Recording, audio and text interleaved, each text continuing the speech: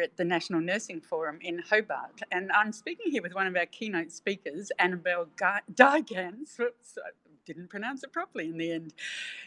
Would you be able to introduce yourself properly, Annabel? Yeah, sure. Digance, most people get tripped up on it, wouldn't worry. So, yes, hello, Annabel Digance here. My background is I have a Bachelor of Nursing, I'm an RN, RM. I also have a grad dip in counselling, masters in health service management, and I'm currently an associate professor at Flinders University, just on a part-time basis there. But prior to that, I was a politician in South Australia, so member of Parliament, assistant minister to the Premier, and my great passion is to champion the voice of nurses and midwives and make sure they're heard at the political table. You're particularly known for your work with Gayle's Law. Yes. Can you just explain what that was? Yeah, Gayle's Law came about due to a very tragic incident in the northwest of South Australia. Gayle, practicing like a lot of the nurses do in rural and remote areas as a solo practitioner, she went out according to the policy of the organisation on an after-hours call-out as a first responder, lone responder, and sadly this particular night she ended up being violently murdered. So this was untenable, and from there I set about talking to lots of people, nurses of course, across all walks of life, and also the leaders of the area. I spoke extensively to them and other organisations and lawyers and all types. And and in the end, because I believe that this is not a tenable situation to have nurses in rural and remote areas in a very put themselves in a very unsafe situation. So I took carriage of Gayle's Law, and it passed South Australian Parliament. It's only just recently been enacted, and the way Gayle's Law is designed is to actually add that extra safety and protections to first responders after hours and not have it prohibitive by financial constraints. So it is based on a trusted second responder, trusted community leader who will then go along to be as a witness and help and assist that nurse or midwife or health practitioner. So very important. We really need to care for all our nurses and midwives, and not just in rural and remote. It has to happen all the way across the sectors, metropolitan and everywhere. But Gayle's Law is unfinished business for me. This is something that must be adopted Australia-wide, and I don't think there are any excuses to stop it from being adopted. I don't think any politician, any government has a case to say no to it. And you made the point, you had a big rallying call, which we've reported on at Croaky, for nurses to engage more in the political process on issues like this around safety, but also much broader issues, including that of social equity. And you talked up, to the advent of the arrival of the tech giants in healthcare. What are you trying to say to nurses? What's your message? My really clear message to nurses here is, and I'm really mindful when you're at a conference and we're all here, like-minded, and it's really exciting. My takeaway message is that we must act. So to be heard at the political table is a really important strategy for us. We are the people who know our profession intimately. We are professionals. We have the education. We have the experience. We know how to develop the strategies and implement those. We are advocates. And it's really important for us to be very courageous and have this very courageous voice and action to step up to the plate. And I think strategies that we need to employ is to encourage more nurses to enter into politics. Party machines are one avenue. They can be quite constraining. So I did in that article, tongue-in-cheek, say the party of nurses and midwives. I think it's a possibility. We need a groundswell. We may not set this next election. It takes some time to establish that groundswell. But we may have independents who are really willing and able to stand, and so we owe it to our profession to support them to get into Parliament. That voice has to be around the political table, and the more we have of a mass of nurses and midwives, the more we will be heard. I have concerns, particularly about, and I use the federal parliament as our example. Now, understandable to have a proportion of lawyers because of the nature of parliament, but when we get to political lobbyists, I'm very concerned, and these are people that have grown up in our party, have got very strong connections to industries and big business and what have you. And the declaration of interests, I think, are a little bit blurry about where that begins and ends. And it red flags for me the skewing of our policy. And for me, in that tongue-in-cheek article I referred to, is the hashtag #WeCare campaign. And I think everyone's desperate to see people put back into just the meaning of our society instead of being taken away more.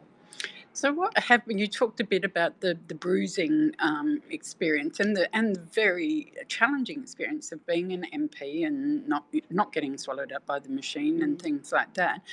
And then you did the article you're referring to. You did a mock-up of the Australian after the election in 2022, saying that that nurses and midwives had stormed Parliament, putting people before power, policy before.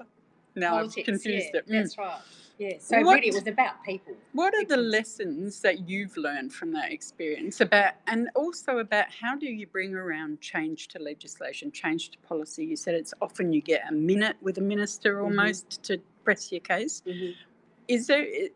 Can people actually get traction? Yes, people can get traction.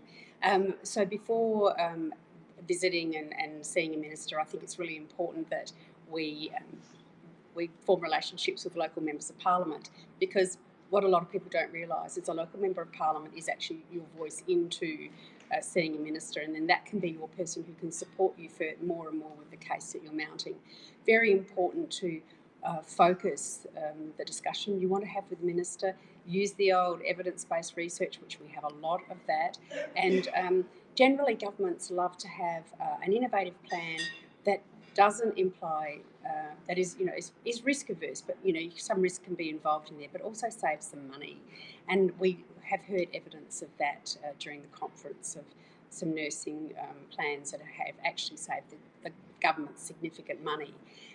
So when you do get in there, the minister needs to have his or her attention caught very quickly, right from the outset, because they're busy people. You often get 15 minutes to 30 minutes to really prosecute your case. So you have to be very specific with what it is you want to talk about.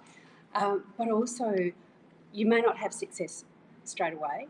You may have to go away and finesse what it is you're wanting to challenge, gather more support as well, and also persevere, and have that courage, the really strong inner courage to say, I know I'm right here, this has to change, and keep on prosecuting that case. You said, though, that there are still many stereotypes held within Parliament, as indeed outside, about nurses. What are the main barriers that you actually have to get past? What do you have to impress upon them to actually get nurses at the policy table? I think I don't believe politicians generally understand in great depth what a nurse and a midwife is or can achieve or can do. I think there's still that perception that we're lovely, caring people, and of course we are, but we are so much more than that. We are the people that know the life stories of the patients and the consumers that we deal with every day.